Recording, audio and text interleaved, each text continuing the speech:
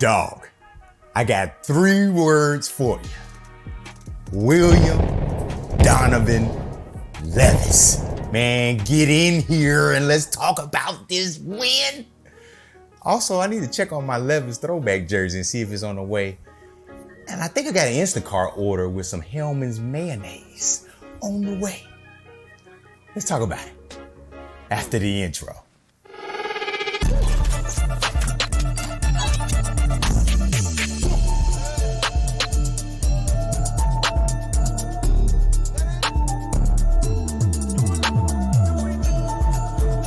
Hey, welcome back.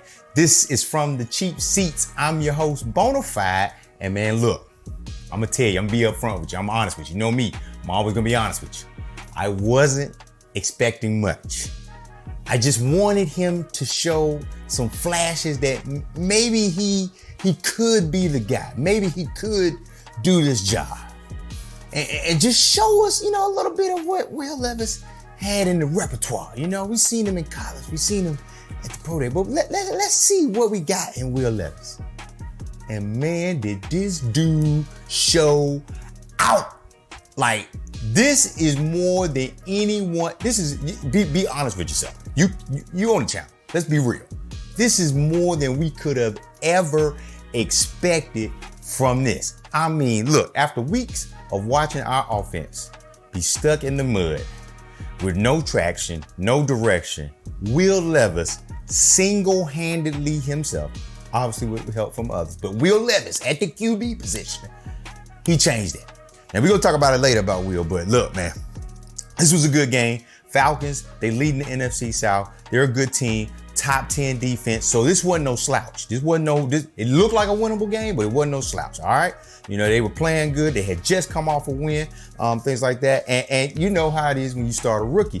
You never know what you're going to get out of that rookie. But, and it got close late, but man, in this game, it never felt like we were out of this. And that is a direct correlation, direct link to Will Levis being at the quarterback position. Man, look, it was Will Levis's world, and we was just all witnesses, man. Let me tell you something. All week, Mike was going back and forth saying both QBs would play, this, that, and third. And we kind of already knew that Mike was just doing some gamemanship, but we really didn't know if he was really doing some gamemanship. But man, when the game kicked off and the Tennessee Titans got the ball, and you saw number 8 trot out there behind the center, oh, little did we know we were in for a show. Man, what I'm talking about, I ain't seen a debut like this since Marcus Mariota did it back in like 2015.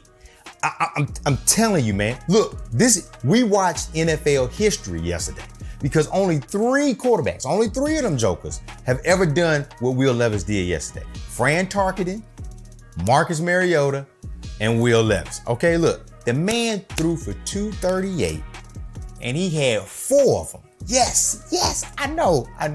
He had 4 touchdown passes. 3 of them was going to DeAndre Hopkins. Oh my God. Look, it was beautiful, man. It was those deep balls. Trent Dilfer used to have a segment that used to come on ESPN called Dilfer's Dime. He might have lost a gasket had he had an opportunity to do this one on Will Levis. Look, even my boy Derrick Henry was looking like a prime Derrick Henry. The man got 20 touches, and he continued that streak that if he gets 20 touches, we usually win the game. Now, I know you don't have to believe in that, And look, it wasn't really, he contributed. Man, the man had one-on-one on the ground, but for the first time, he had 100 yards, and it wasn't because of him that we won the game. Spears, he came in, had a nice little run for 23 yards. The defense, they ain't look too hot in the second half, but man, that first half, they was cooking, man. They ended up sacking Diet Marcus Mariota, AKA Desmond Ridder, a few times. And look, boy, he got benched. Look, again, I'm not a Falcons fan, so I'm really not worried about it, but he got benched during the game. And Taylor Heineke came in, but Taylor Heineke was getting sacked too. I think Ridder went out with a concussion, but like I said, I don't know. But the defense finished with 6 sacks. Yes, 6 sacks and 1 fumble recovery. I mean, the secondary played up well. Christian Fulton actually had a pretty nice game. I see you, K. Hey man, I'm gonna give credit where credit was due. I see you, K baby. I see you doing your thing over there. All right. Now, so and we came out with the win, but I mean, it was really Will Levis day. I'm talking about, look, man, look. People was making mayonnaise sandwiches in the stadium, on the stands. They was drinking, look, it was Mayo Mania for Will Levis day. All right, so we get into the next segment, player of the game. Come on, man. You already know who the player of the game is. Look, shoot. Now, look, I could have threw you for a loop and gave it to DeAndre Hopkins, because that man caught 3 of them things today. I'm talking about, and they were all beautiful catches. Didn't worry about no bobbling and this, but it was Will Levis, man. This man was cooking in his debut. Look, if you tired of me saying Will Levis, we got maybe about 8-9 more minutes of me just talking about Will Levis. So buckle up, all right? Because look, again, 238, a 130.5 passer rating, QB rating. The boy had 4 touchdowns, no interceptions.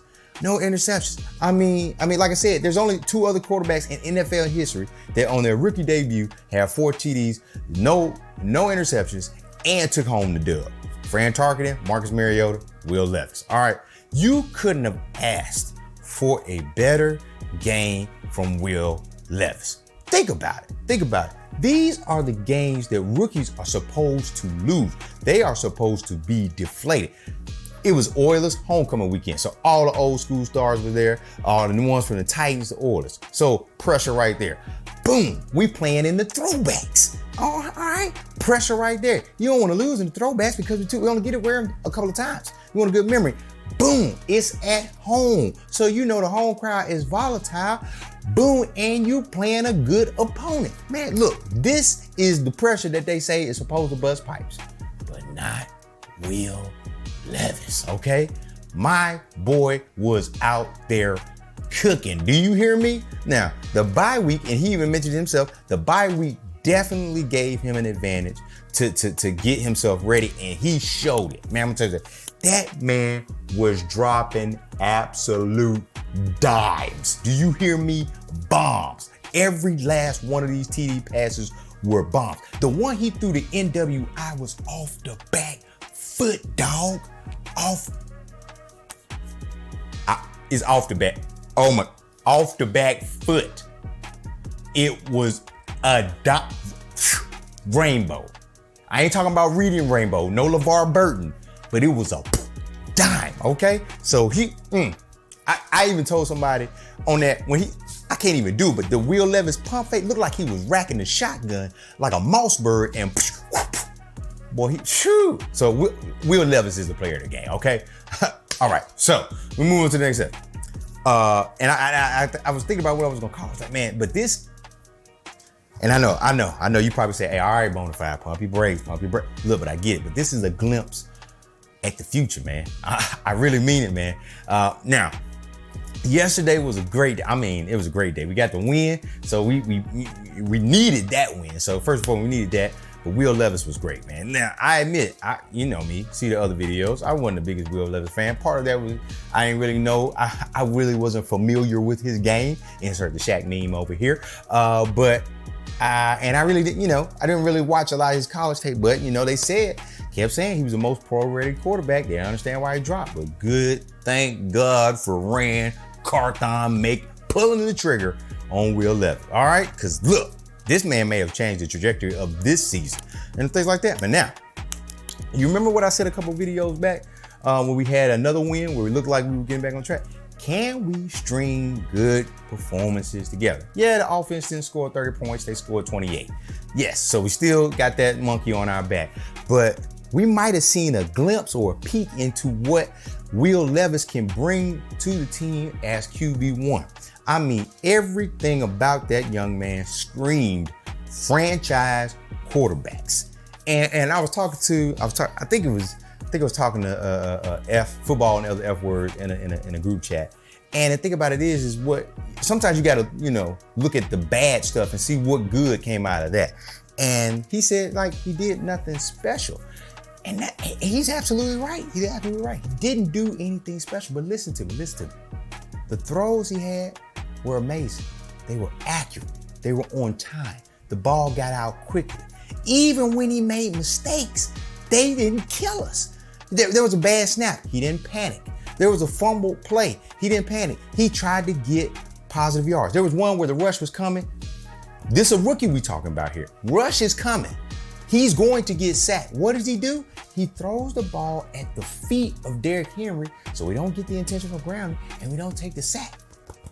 That's a rookie we talking about here. This boy just got here and he making great decisions. The command of the huddle. Man, I'm telling you, I watched this game on my couch and it looked like Levis had been here before. Like this ain't no new thing for him. He had command of the huddle. He was calling out protections. It was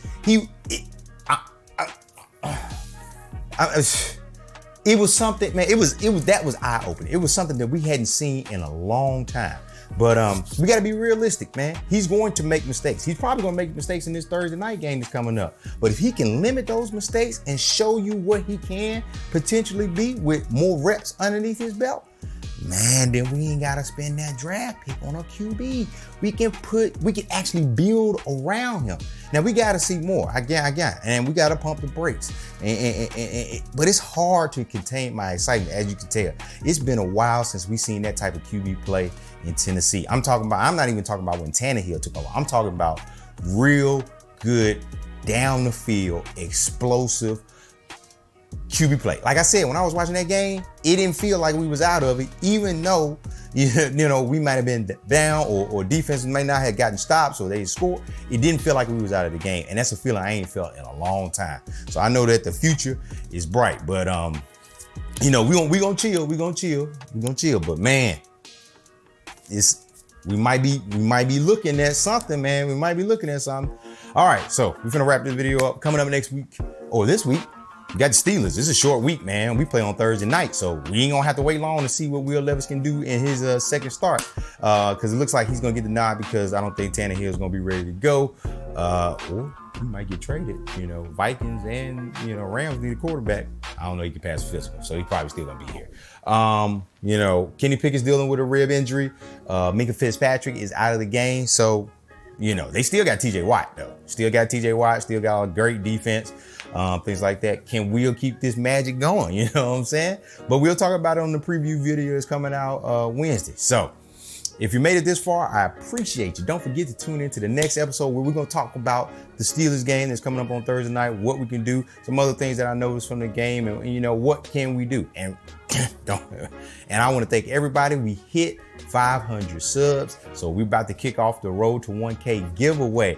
We're gonna have details coming up very soon. We're gonna have some more things coming across social media, so make sure you like, comment, and subscribe, and share this video to all your fellow Titans fans. Share it to them Kentucky fans that are now Titans fans because Will Levis is QB1. We need it because guess what? There's plenty of room in the section for everybody.